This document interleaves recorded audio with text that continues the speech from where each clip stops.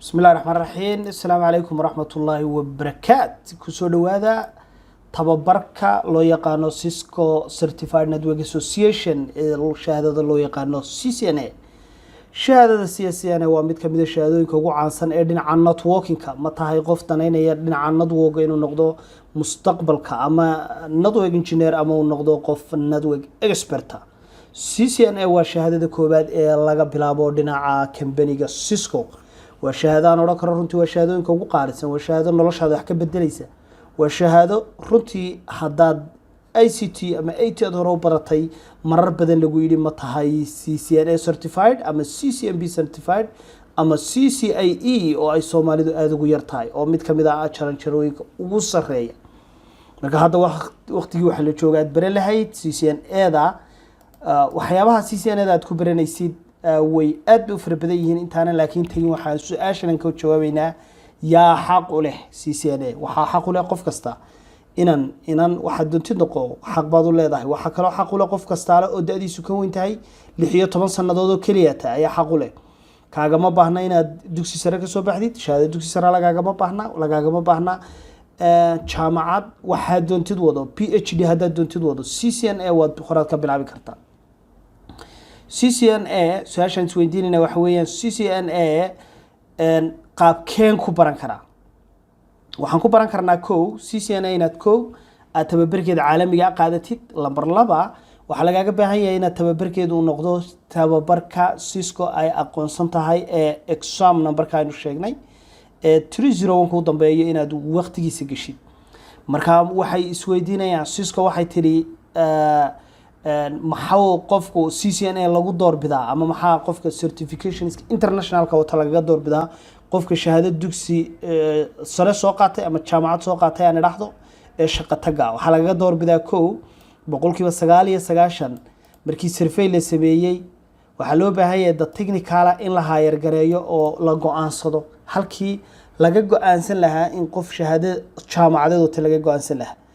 survey la sameeyay waxa loo gaaday boqolkiiba 190 dadka ICT certifications ka wata not only Cisco oo kaliya laakiin dadka IT certifications ka wata inay yihiin dad reliable predictable of successful employee ay noqon karaan shaqaale la isku halayn karo oo lagu kalsoonaanayo inay noqdaan waxa sidoo kale loo gaaday boqolkiiba 81 employersku dadka wax shaqaalaysiya ee kambaniyada iyo waxyaabahaasi waxay aaminsan yihiin dadka CCNA da wata ama dadka wata shahaadooyinka international certification kii la aqoonsan yahay inay qiimo ku soo kordhiyaan kambaniga dhexdiisa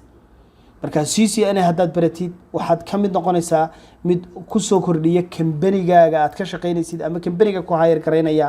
qodobadan aan halkan ku soo sheegnay marka waxaan u imanaynaa shahaadadan CCNA da markaan barano ka bacdi sideen imtixaan u galaya iyo waxyaabahaas aan halkan ka eegina imtixaanka la galaya waxa laga baahan yahay koow